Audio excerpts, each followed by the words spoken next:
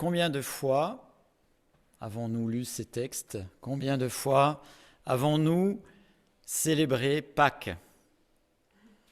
Alors, avoir certains cheveux blancs, il y en a qui me dépassent en nombre de fois, hein, et c'est très bien. Mais la question que je me pose, c'est quel impact ont eu ces moments, finalement, dans nos vies? On a peut-être mangé des très très bons repas. J'espère que vous en mangerez des très très bons, d'ailleurs. Hein. On a peut-être mangé beaucoup de chocolat ou beaucoup trop de chocolat. Hein. C'est bien, c'est super. Mais ce n'est pas là l'important de Pâques.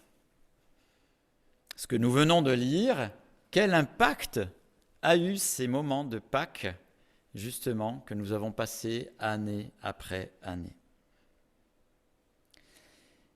Et pour un petit peu stimuler nos réflexions, j'aimerais vous lire une parabole.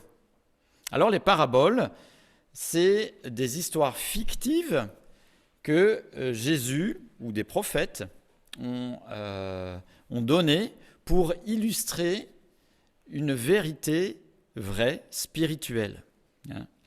Et je vous invite dans Matthieu chapitre 18 à lire une de ces paraboles. Elle va nous aider à comprendre, à retenir, à appliquer cette vérité spirituelle. Matthieu chapitre 18, donc c'est facile à trouver, c'est le premier évangile, et on lira à partir du verset 23. Matthieu chapitre 18, verset 23.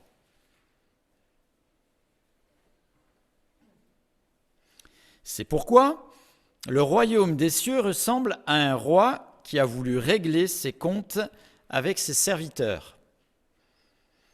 Quand il se mit à l'œuvre, on lui en amena un qui devait 10 000 sacs d'argent. 10 000 sacs d'argent. Comme il n'avait pas de quoi payer, son maître ordonna de le vendre, lui, sa femme, ses enfants et tout ce qu'il avait afin d'être remboursé de cette dette. C'était l'usage à l'époque.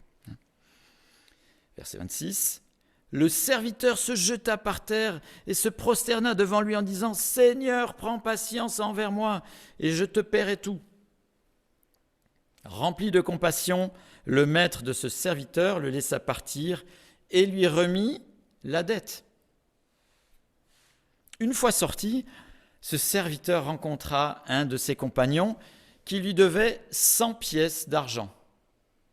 Il l'attrapa à la gorge et se mit à l'étrangler en disant « Paie ce que tu me dois !» Son compagnon tomba à ses pieds en le suppliant « Prends patience envers moi et je te paierai. » Mais l'autre ne voulut pas et alla le faire jeter en prison jusqu'à ce qu'il ait payé ce qu'il devait.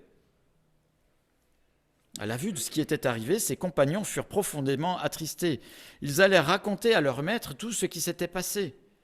Alors le maître fit appeler ce serviteur et lui dit « Méchant serviteur, je t'avais remis en entier ta dette parce que tu m'en avais supplié.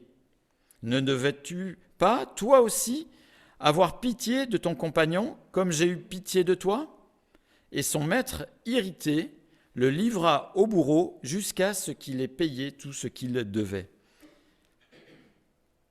C'est ainsi que mon Père céleste vous traitera si chacun de vous ne pardonnez pas à son frère de tout son cœur.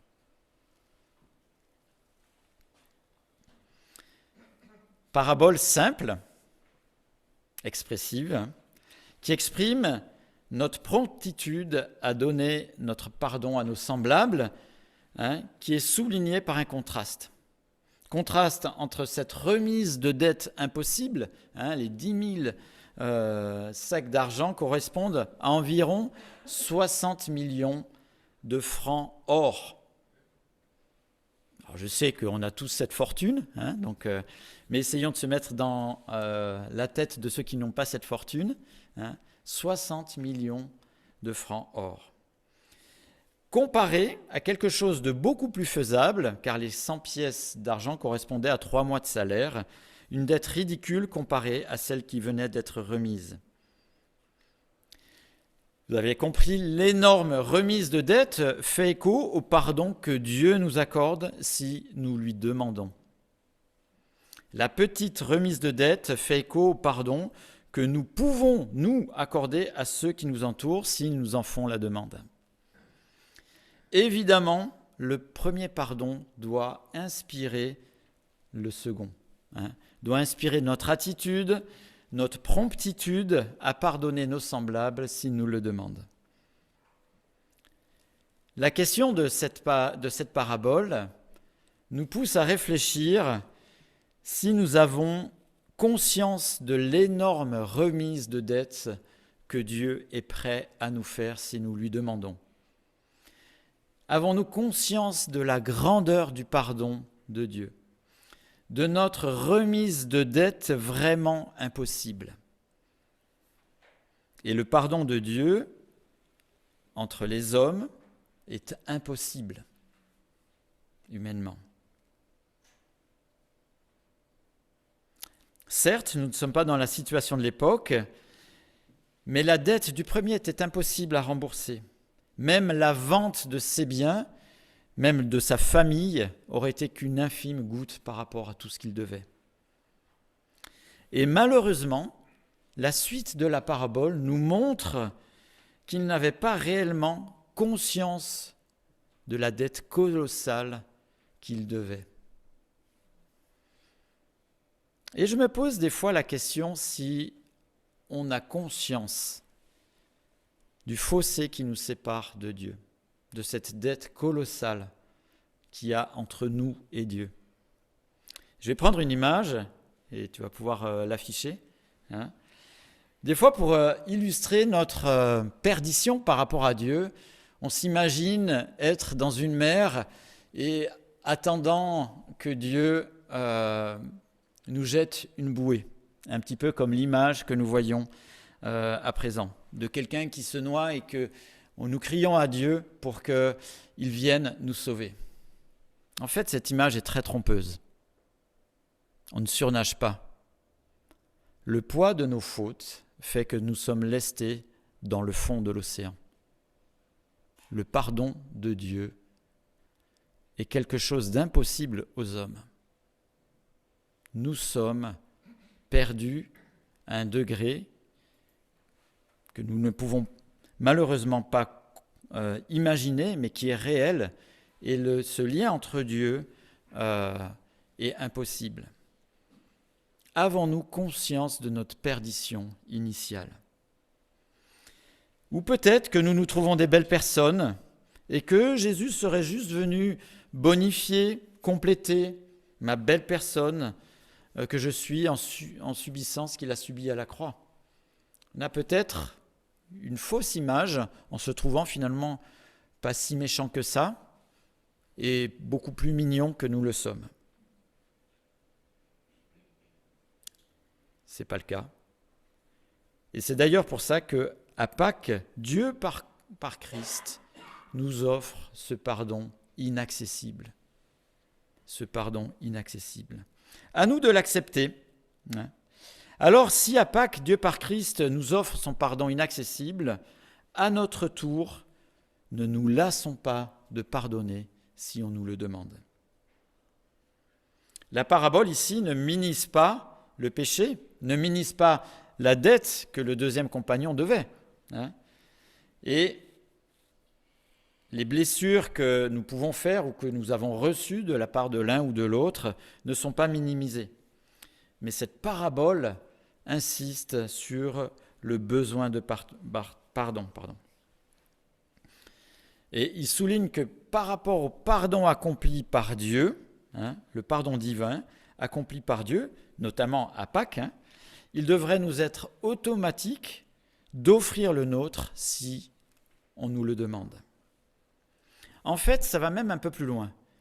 On pourrait dire que j'ai pleinement compris le grand pardon de Christ à la croix quand je pardonne volontiers les péchés des autres à mon endroit s'ils me le demandent.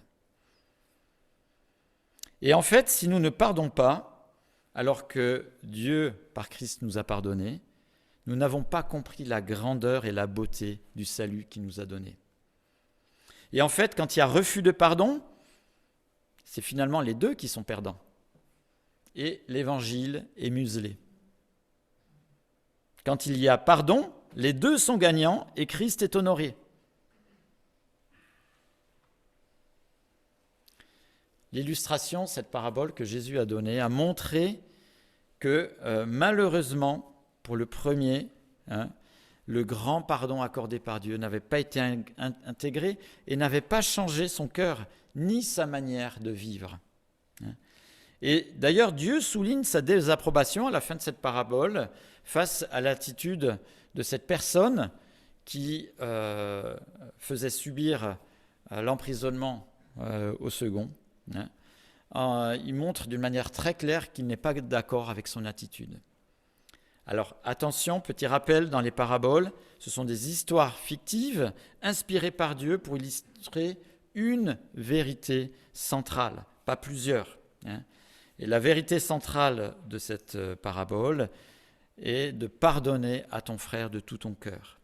Alors il ne faut pas déduire de cette parabole que dans la réalité spirituelle, Dieu enlèverait son pardon par Christ si nous ne pardonnions pas, mais c'est plutôt pour renforcer cette idée qu'il faut pardonner si on nous le demande. Pour renforcer cette idée de bien comprendre la grande remise de dette que Dieu fait quand il nous pardonne. Et finalement, le refus de pardonner, au travers de cette parabole, c'est comme si ce n'était même pas dans la sphère du possible pour ceux qui sont l'objet du pardon de Dieu. Si on a compris ce que Dieu a fait par Christ pour nous, c'est même pas possible qu'on ne puisse pas pardonner si on nous le demande.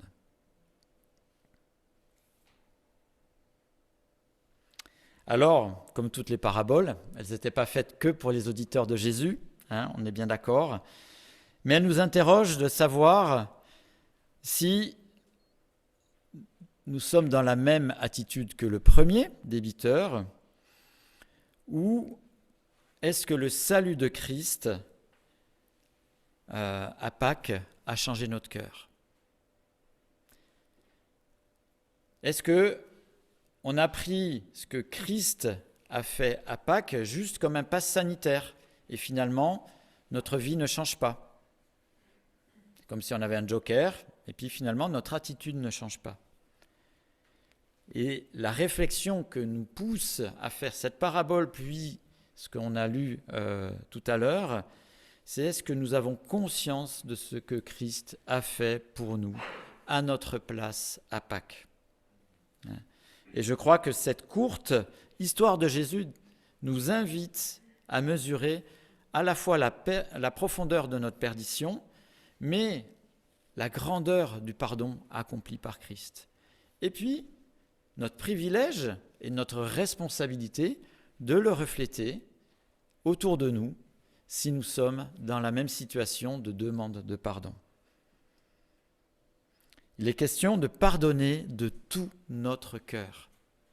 Et pas de dire, oui, je te pardonne, oui, mais enfin, j'aimerais quand même te dire que ceci, que cela, que... Non, pardonner de tout notre cœur. Et que ça puisse, justement, rejoindre nos pensées. C'est le propos du cantique suivant, dans la prière du Notre Père, qu'on connaît, c'est une des prières les plus connues. Il est question de pardon, mais que c'est aussi un écho sur nos semblables qui sont autour de nous.